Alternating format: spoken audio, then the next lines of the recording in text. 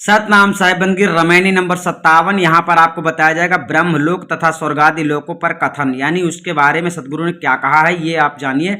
सबसे पहले रामायणी नंबर 57 में कृतीय सूत्र लोक एक अहाई लाख 50 की आयु कहाई, विद्या वेद पढ़े पुनि सोई, बचन कहत प्रत्यक्षय होई, पैठी पैठी बात विद्या की पेटा बाहुक भरम भया संकेता, साखी एक खग खोजन को तुम परे पाछे अगम अपार, बिन परिचय कस जानियो कबीर झूठा है हंकार।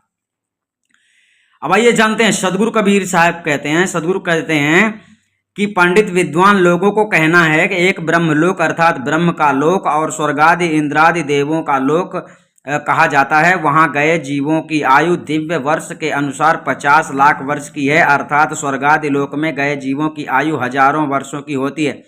कर्मकांडी विद्वान पंडित लोग वेद मंत्रों को पढ़ते हैं और फिर यही वचन कहते हैं कि हम स्वर्गलोकों में जाएंगे और अमृत सोम पान करेंगे और अमर हो जाएंगे इत्यादि, मानो जैसे उनको स्वर्गादि लोकों का सुख प्रत्यक्ष प्राप्त हो गया हो। इस प्रकार कर्मवादी पंडित लोग कहते हैं जैसे वे लोग प्रत्यक्ष देखकर बोलते हो। यद्यपि स्वर्गादि लोकों में हजारों दिव्य वर्ष पर्यंत सुख भोग होता है, तथापि स्वर्गादि लोकों में गए हुए जीवों का पुण्य क्षीण होने पर पुनः मृत्युलोक में प्रवेश करते हैं।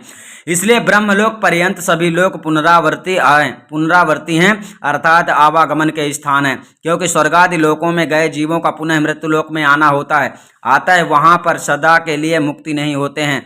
व्रतलोक में आने के बाद पुनः 84 लक्ष योनियों में भ्रमण करना पड़ता है। व्रतलोक में भी किंचित मात्र ही सुख प्राप्त होता है और वह विष मिश्रित अन्न के समान परिणय में दुख स्वरूप ही है, दुख रूपी होता है।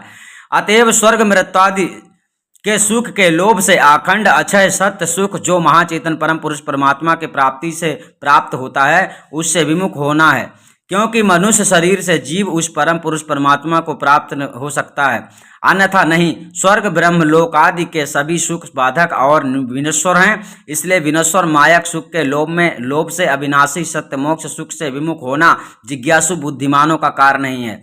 स्वर्गादि मुख सुख चाहने वाले पुरुषों के हृदय में कर्मकांडियों की कर्म विद्या की बात पहुंच गई, अर्थात हृदय में जाकर स्थिर हो गई अथवा स्थिर हो जाती है, और उनके भी अंतःकरण में स्वर्ग वैकुंठादि लोकों के विषय संकेत से भ्रम हो गया अथवा हो जाता है। भ्रम दुख का हेतु है। सारा संसार भ्रम मूलक है, क्योंकि अल्पज्ञ अज्ञानी स्वर्गादि लोकों के सुख का वर्णन सुनकर उसमें आसक्त होने से पतन ही होता है। इसलिए केवल सत्य अध्यात्म मार्ग ही निर्भ्रांत है, जिससे परम पुरुष परमात्मा की प्राप्ति होती है। यह भेद मार्ग किसी भेदी सदगुरु के द्वारा प्राप्त करना चाहिए।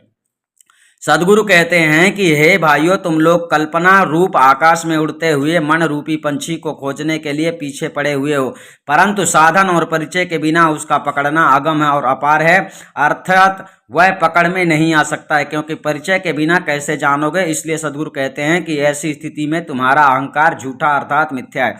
परिचय का मतलब साहब का बार बार कहना यही है कि आत्मा परमात्मा का परिचय, ठीक है, जब तक नहीं होता तब तक मिथ्या है। जैसे कोई आकाश में उड़ते हुए पंछी को खोजने के लिए प्रयत्न करे तो उसका पता लगाना कठिन है, क्योंकि वह पार बिना अगम है, उसके रहने का परिचय ना होने से कैसे ज्ञान हो सकता है। वैसे ही मन रूपी पक्षी का पकड़ना भी कठिन है, क्योंकि यह मन कल्पना रूपी आकाश में उड़ता रहता है। इसको पकड़ने के लिए कोई पीछे पड़े तो उसका श्रम व्यर्थ है। मन को पकड़ना ज्ञान वैराग्य के बिना असंभव है। इसलिए सच्चे वेदी सदगुरु की शरण में जाकर सार शब्द परमात्मा की प्राप्ति के लिए साधन अभ्यास करना चाहिए। क्यों?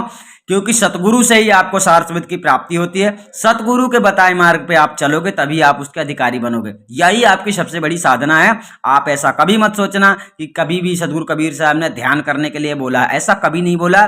और आपको यही जानने को मिलेगा इस कबीर बीजक से कि आपको सदगुरु कबीर साहब ने बताया क्या है और आपको करना क्या है, आप कर क्या रहे हैं। सतनाम साहिब बंदगी, हम आपको फिर मिलेंगे।